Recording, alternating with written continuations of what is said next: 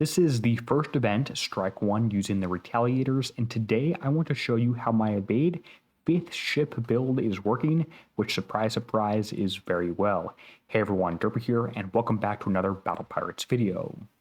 I'm starting out showing you the build here, and I'm going to talk about turrets because I want you to understand what I'm doing in this target before I actually do it. Now, at a high level, what I'm doing is I'm going to have 4 ships, including the flag, because we don't yet know if it will have more armor points. Doesn't matter, none of these things have king killer. I'm going to have 4 ships sitting back as damage ships, and 1 ship further ahead with an extremely high evade build, which will be the evade tank. And what I'm worried about and what I want you to watch for in this target is 2 turrets. The first one is the Wendigo turret right here, which is a long-range accuracy-based turret. It shoots at the closest ship, again, no king killer, so if I park ship number 5 close to this one, slightly closer, because ship number 5 has a shorter range and a higher speed, it will get shot at every single time, and with 93% evade, 7% of the shots, assuming 100% accuracy, are going to miss. That's the strat with the Wendigo launcher. The other turret you're going to see causes me big problems in this turret is the coax turret.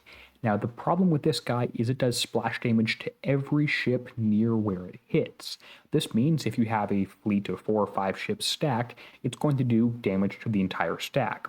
You can cut your damage into one-fifth of that, essentially. You can take 20% of the damage if you just have this thing fire at 1 ship. So that's what I want you to watch me do in this target as I get started with that.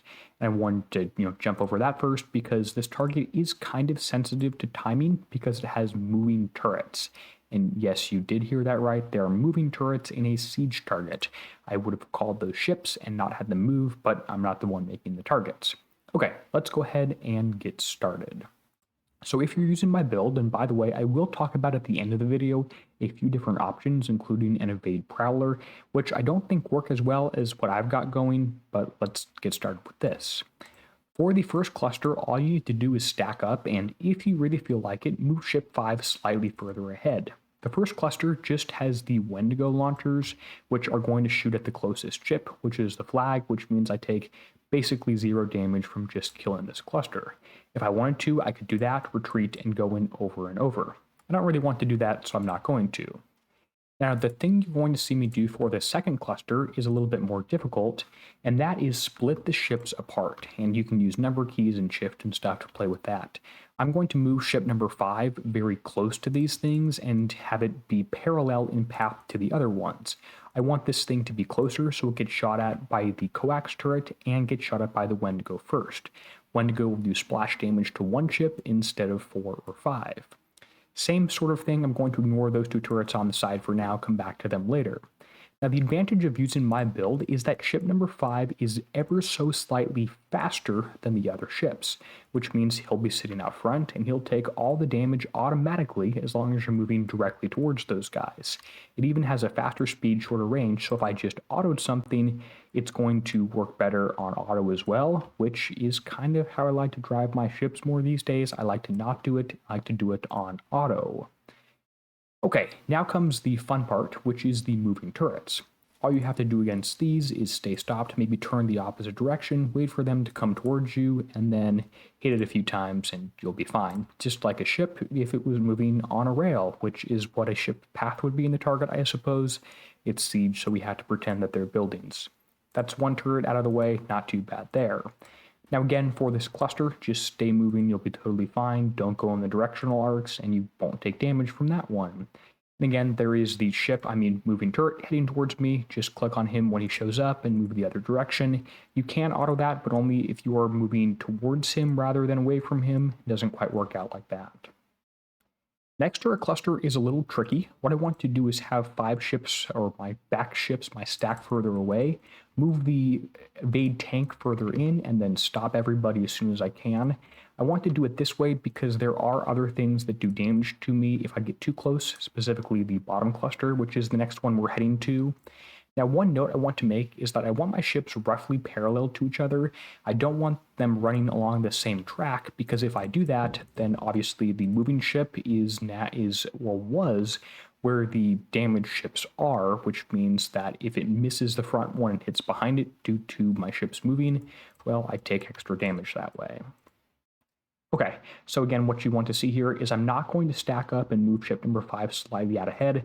I'm going to move them in different locations, which means that they're not running parallel to each other, which is sort of what I want here. And kind of messed up on that one, not the end of the world there. Again, you don't want them to hit the spot that ship number 5 was just in. You want them to be separate enough that everything misses the stack on the back. Otherwise, your damage goes up a whole bunch there. Now you can totally tweak this thing if you think you're getting close to 5 minutes repair on ship number 5. You can move in a different one further ahead to take the bait, especially if it is against the Drac coax ones there. But that's about it. Okay, as you can see here, it's firing at ship 5, and behind ship 5 is nobody because, oh, close one on that. Behind ship 5 is no one because they're running parallel to each other rather than on the same line. Okay, that was a lot. Let's go ahead and check the damage, the battle report, and of course, you already saw the build, but I'll show you that again in more detail with specific upgrade levels.